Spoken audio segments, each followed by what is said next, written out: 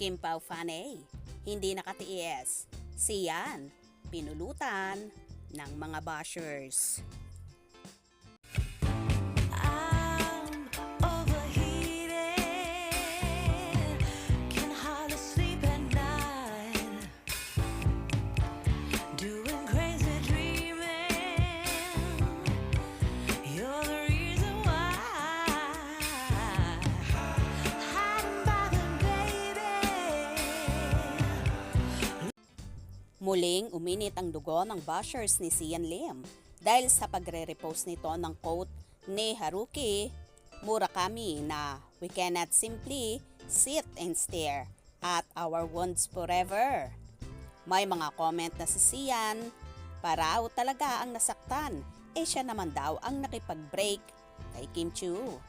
Sana raw maaga niyang hiniwalayan si Kim para hindi nasaktan at hindi nasayang ang oras sa kanya. Meron pang nag-comment na sa sobrang galit, sinabing kung hindi kay Kim ay hindi sisikat si Sian.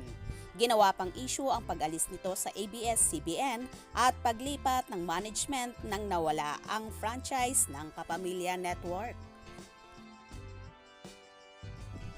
May tumawag pa ng epal, papansin at pa-victim kay Sian dahil sa pagre-repost ng quote.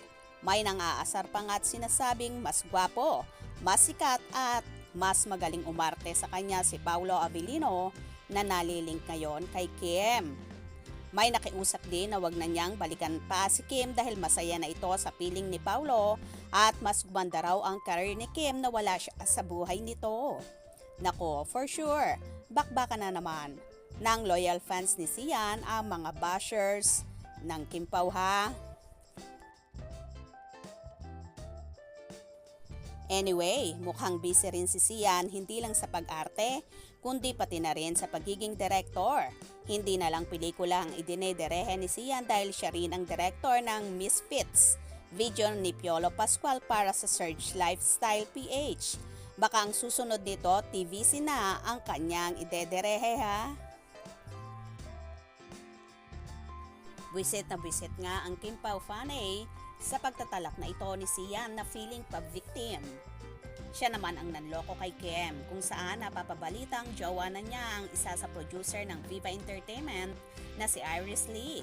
At ayon pa nga sa vlogger at talent manager na si OG Diaz na taong 2022 pa raw nagkakamabutihan si Sian at yung Irish. Tapos ngayon putak siya ng putak.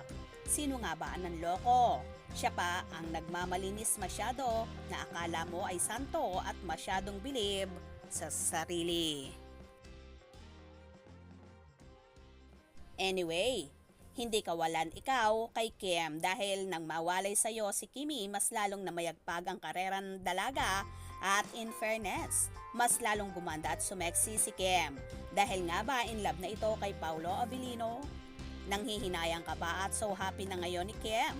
Samantalang ikaw, ano ka ngayon? Manahimik na lang kasi at hindi yung putak ka ng putak. Daig mo pa ang babae. Kung tumatahimik ka na lang para igalang ka rin ng mga taong nagmamahal kay Chinita Princess at lalong higit sa Kim Pao Tandem. Gets mo ba, Sian Lim? Kaya naman tumutok at huwag na huwag pahuhuli sa mga maiinit na kaganapan. Anong inyong magiging reaksyon sa bidyong ito? Comment below.